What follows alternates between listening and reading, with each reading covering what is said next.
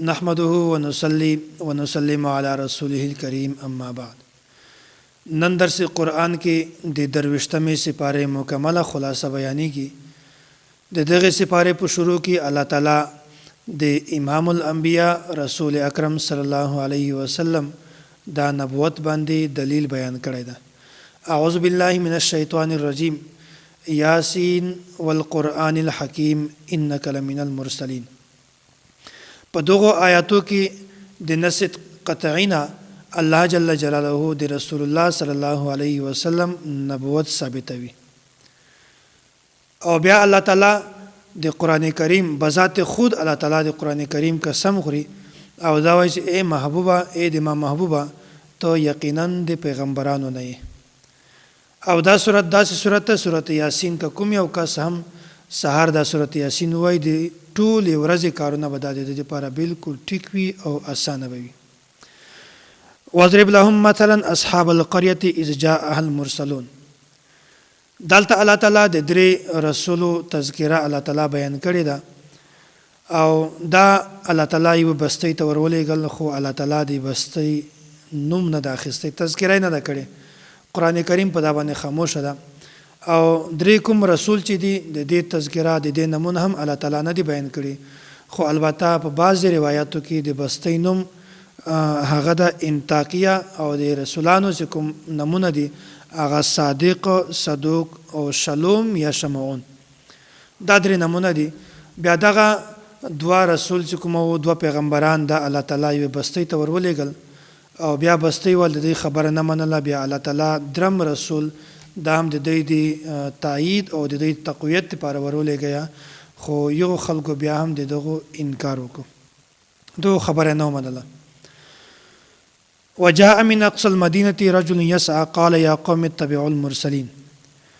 دالته دی رجل نه مراد حبیب بن اسماعیل نجار دا سړی ده، او دغه چې کوم و چې کله خبر سو چې د پر رسولانو باندې ایمان راوړی، ایمان قبول کړی، او چې کله خبر سو چې مشرکین خو د رسولانو سره داسې کوي او د دې خبره نه مني، بیا بهرحال دی په منډه باندې راغی، ډارېده او شهر ته داخل شو، او دی ته وویل ډېر په اطمینان سره او په ډېر خوشحالي انداز سره دی ته خبره وکړه چې تاسې د دوی خبره منئ، دوی د خبرې انکار مه کوئ. بهرحال دی د حبیب بن اسماعیل نجار خبره نه ومنله او دی شهید کو.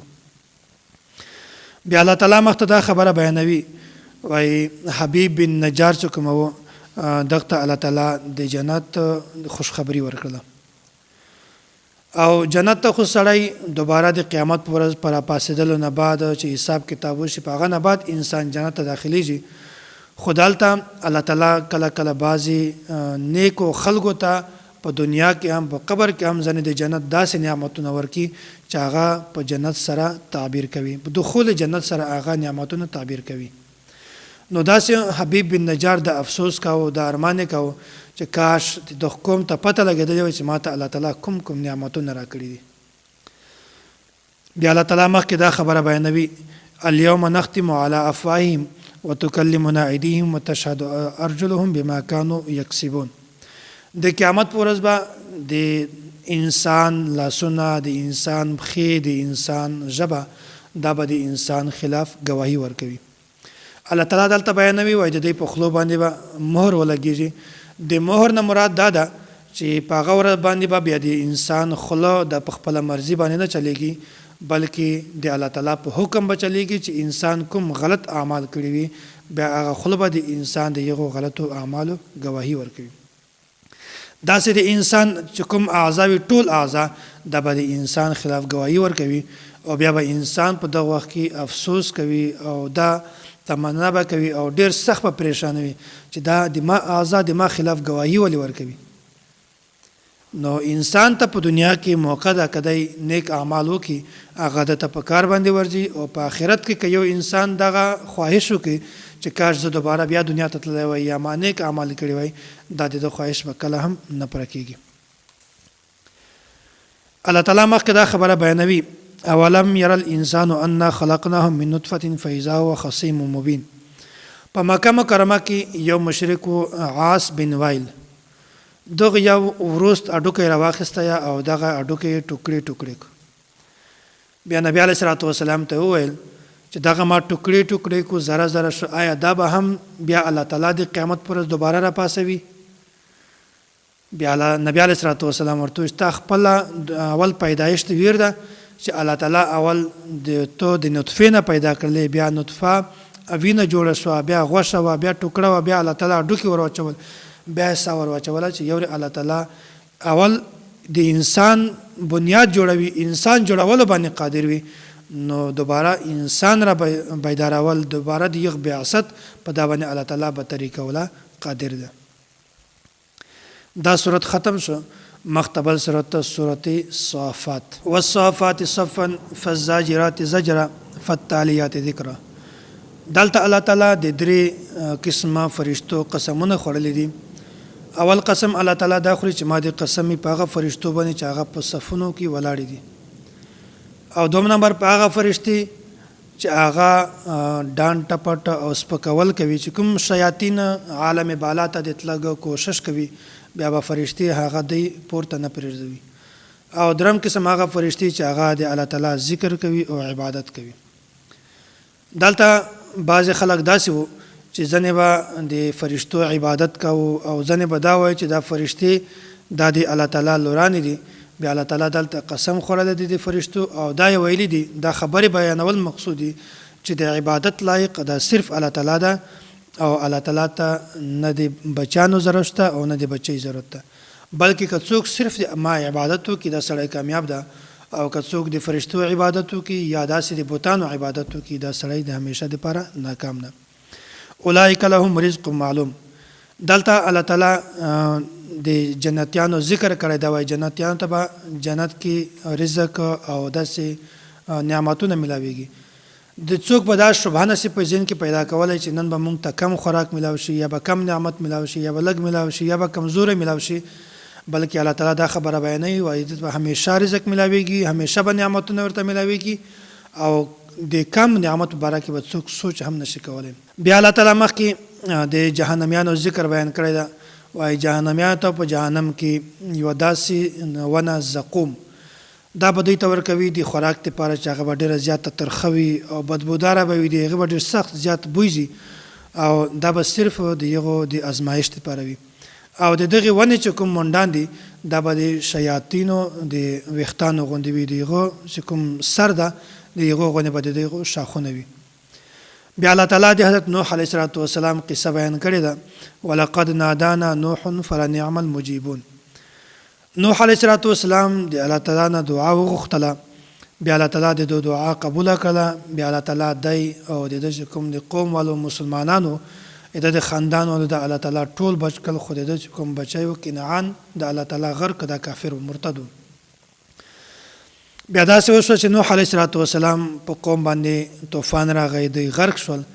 بیا نن سبا چې دا کوم نسل د انسان وال چالو ده په نوح علیه السلام په طوفان نه بعد، دا د نوح علیه السلام د دریو زمانونه دا چالو ده، حام، سام، یافس. بیا الله تعالی مخکې د حضرت ابراهیم علیه السلام قصه بیانوي، و ان من شیعته لابراهیم. حضرت ابراهیم علیه السلام دغه د خپل قوم والو ویل، هغه د کوم ول د بت پرستو، یغه ورته چې د موږ سره میلې ته ولاړ شه. بیا ابراهیم علیه السلام ورته چې انی سقیم، زه بیمار یم. دلته خو یا خو بظاهره دا خبره معلومیږي چې ابراهیم علیه السلام واقعتا بیمار و، ځکه نه ولاړی. او دومره توجیه دا ده چې ابراهیم علیه السلام دلته د دغه خبرې نه مقصد دا ده چې زه د تاسې د شرک نه، د تاسې د بدعات نه زه روحاني طور باندې متاثره کېږم، د روحاني د ما طبیعت خرابېږي، یا د بیماری نه د ابراهیم علیه السلام دا مرادو. او د ابراهیم علیه السلام د پاته کولو بنیادی مقصد دا و چې د دوی بوتان زمات کم، او د دوی چې کوم بوتان وي د هغو کمزورتیا معلومه شي چې مونږ خو هیڅ کار نشو کولی، بس اسی فضول او بے بنیاده یو. فلما بلغ معه السعي قال يا بني اني ارى في المنام اني اذبحك. دلته د حضرت ابراهیم علیه السلام دا یوه واقعه بله بیان شوې ده چې کله الله تعالی ته د دا سوال وکړو، دعا یې وکړله، بیا الله تعالی د ته بچی ورکړو، حضرت اسماعیل علیه السلام. بیا داسې وشول چې ابراهیم علیه السلام خوب ولدیا او په خوب کې الله تعالی ورته است د خپل بچی ذبح کا قرباني وکړه. بیا ابراهیم علیه السلام خپل بچی ته وویل چې ما خوب ولدلی دا. بچی ورته وویل چې بابا جانه دا خوب ته رښتیا کا ته بس تا څنګه خوب ولدلی غرنګ وکړه. بیا تفصیلی واقعه ده چې کوم خطبه د لوی اختر په ورځ باندې دغه بیان کوي. بیا تفصیلی واقعه ده. بهرحال چې کله حضرت ابراهیم علیه السلام خپل خوب راکاو ځکه چې د پیغمبر خوب دا هم وحی ده او دا خبره ما هم درته مخته بیان کړې ده. وایي پیغمبر چې کله ویده وي د ده سترګې ویده وي خو د ده زړه چې کومه ده دا بیا هم بیدار وي. ځکه که جبرائیل امین په پیغمبر باندې وحی راوړي دا هم وحی ده او که چیرې پیغمبر خوب وویني دا هم وحی ده. بیا ابراهیم علیه السلام حضرت اسماعیل علیه السلام دغه پرېباس او په ده باندې چې کله چاړه کاږله بیا په دې وخت کې الله تعالی د جنت نه دا یو مژ ورته راولېږه ګډ. بیا ابراهیم علیه السلام چې کله چاړه پرې راتېره کړه ګډ قرباني شو.